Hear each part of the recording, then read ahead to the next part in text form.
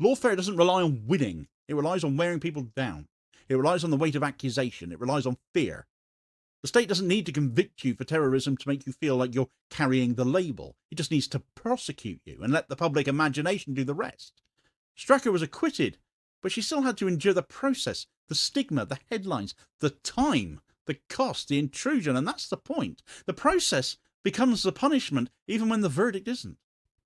But sometimes the government picks the wrong target and the case unravels, and when that happens, the state's motives become visible too. This was political, it was constructed, it was flimsy, it was opportunistic, and it was aligned with a wider project to make pro-Palestine speech dangerous. The acquittal doesn't mean the project stops, it means they misjudged this one, and now the rest of us can see exactly how they're doing it and be mindful of it.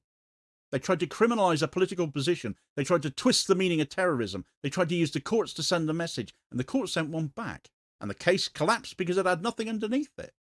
But when a government's lawfare breaks open like that, it tells you what kind of government you're dealing with as well. And the thing you notice once all of the dust settles and the judgment is out, is that the government doesn't rush to explain why it backed the case this week, or why the prosecution was allowed to lean on corrupted data, or why the broader political context has been pushing police forces, employers and institutions to treat pro-Palestine speech as dangerous. They go quiet, because quiet is safer than admitting the obvious, which is that this case was never about the posts themselves. It was about the politics behind them. It was about turning political dissent into a threat the government could manage through the courts rather than through public debate, which they've been losing for a long time because the facts in Gaza have been impossible to disguise.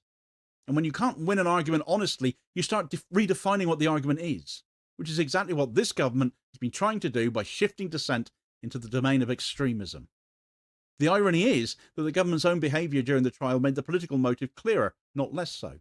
The decision to treat vague solidarity language as terror support only makes sense if you assume the state was looking for something symbolic to display. The decision to rely on unstable evidence only makes sense if the political value of the prosecution outweighed the legal risk of losing.